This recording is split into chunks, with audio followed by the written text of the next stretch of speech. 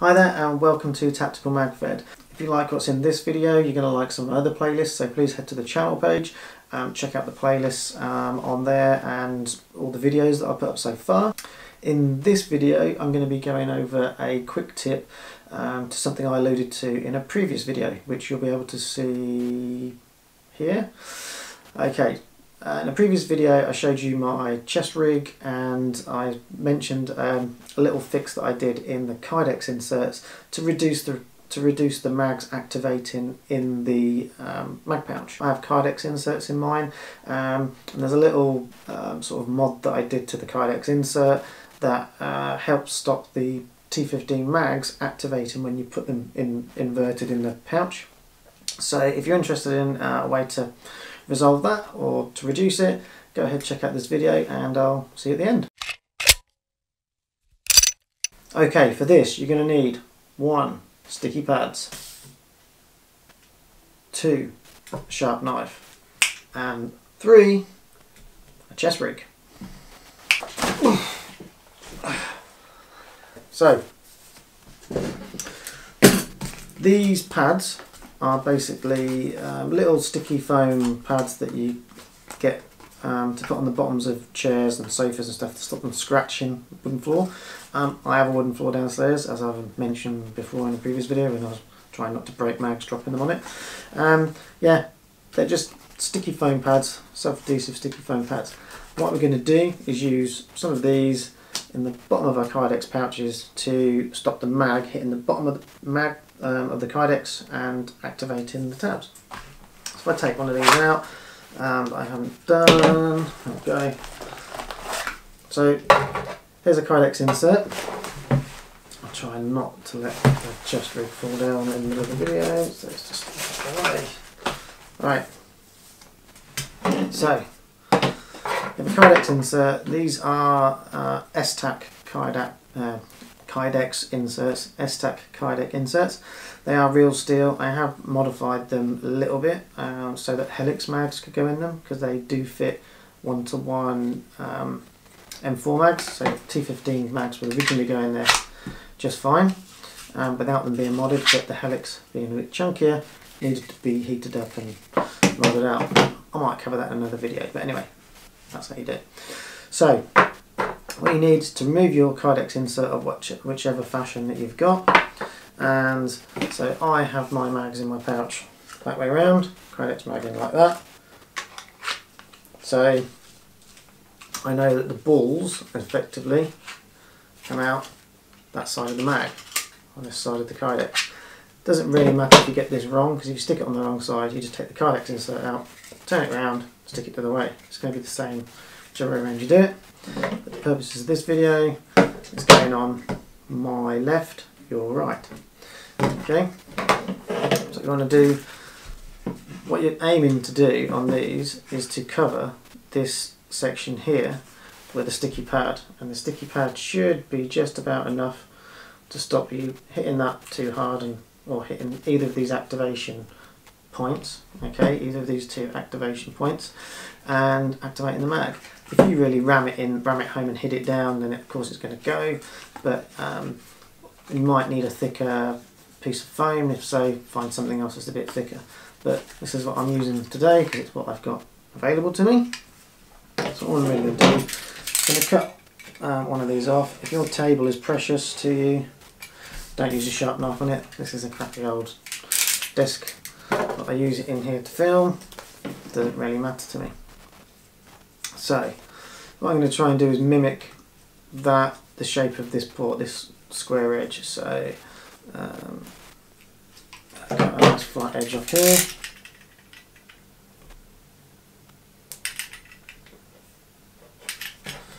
Okay, these are quite tough because they're designed for going into chairs, like I say. So that fits along there quite nicely, and then all I really need to do is just trim the edges off either side of the mag, and that'll give me a rough shape there I can just stick in there. Alright, so there we go. And you can see, probably see from there that I'm pushing down on there and that's not hitting the table, so it should be enough in the mag well to stop those bits hitting the bottom. Alright, so what I'm going to do is just cut a line across the back edge and that edge there, so I know roughly where I'm cutting. This doesn't have to be pretty or indeed accurate.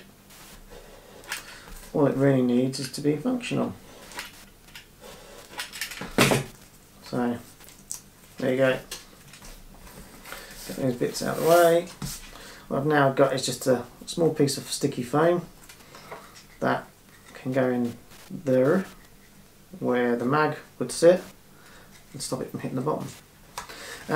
What I've also done on here, when I adapted these for the Helix mags, instead of it being a flat bottom, it's slightly rounded, so there's also a bit of a recess on the bottom there just to add a mil or so as well on there. So you can do that as well. You can heat these up, round them off at the bottom and bend them back in. It's a bit of a pain. You need a heat gun or a high hairdryer that goes quite hot. Get rid of the sharp edge. Anyway, so what we're going to do, just mark out where this goes,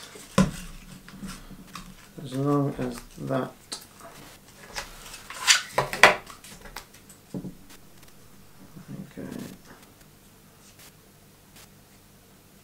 too far over.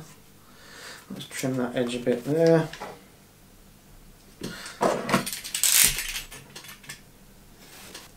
Right.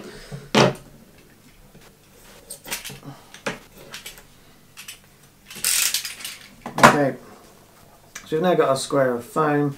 Peel the back off and put it in place on here. Okay, so you're going to see that, just a square of foam on one side, in there, so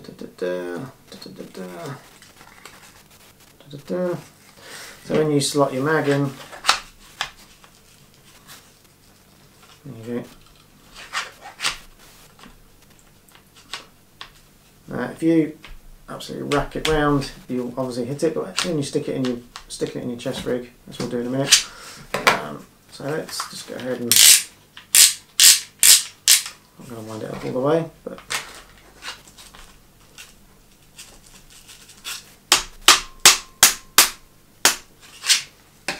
didn't activate. Good sign.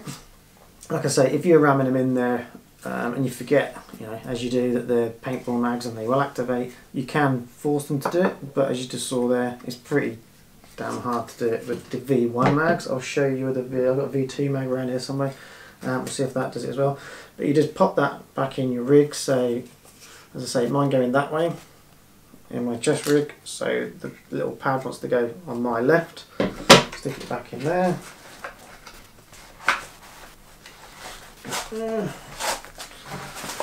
Okay, so this is still activated or wound, ready to go.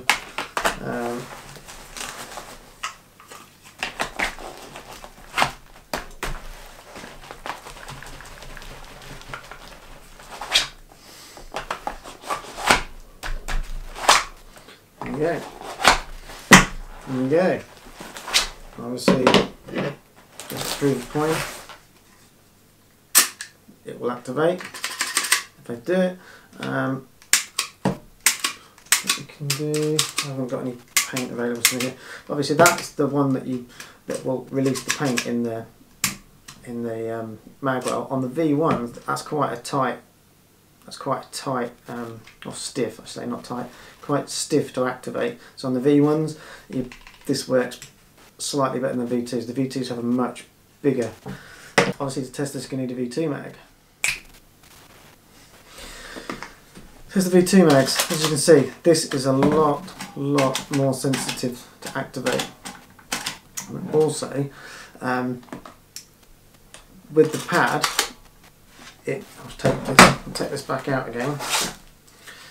The pad being where it is actually has a slight benefit to this, because when if that hits any part of the mag, these activate really easily. They were designed to activate easier when you stick them in the gun, the marker, which makes it a bit more of a nightmare putting them in chest rig pockets and such. So But if I wind this one up and just give that a dry run in there. Okay. Didn't activate on the button, and this is much more sensitive, as you can see there. It's much more exposed. What you'll actually see when it's in the, wind that up again, when it's in here against the foam, that foam is in such a place that it actually holds the front of the activator in, so it sits there like that. That foam sits on top of there, so if you're trying to activate that, it's actively stopping that from pushing back. If you have too much foam and it hits too far up here, then it's going to pull that back. But whilst it's in the mag, in the mag pouch, the paint's not going to come out anyway. It's when you take it out. So the main thing you don't want is that to be open and that to be activated, because a couple of rounds will come out into your chest rig, and then when you go to put other mags in, you'll squash the paint in your chest rig. Not good. What I've found is this little trick works. It stops the mags from activating just by giving them, a few mil in the bottom here, so that they're not hitting. Push that. There you go. You can make it activate if you really ram it in there, but this is enough to give it that clearance so they don't activate. So I hope that helps some of you guys out there that want to stow these as realistically as possible. These are real steel, what I call real steel. They're a real manufacturer to the real steel world. They're S-Tac Kiwi inserts, these little things. Really highly recommend these, especially if you're not going to modify them for Helix mags. These work brilliantly with the T15 mags. Yeah, just by doing that little mod, sticking a bit of foam in there, can give you a bit of clearance to stop them activating in your mag pouches. I don't do it on these two because I only put empty mags in here as part of my reload process. If you want to see how that works, see the video here, and it will show you there's a couple of drills that I do using those. With stuff on the belt rig, I've got a belt rig somewhere around here.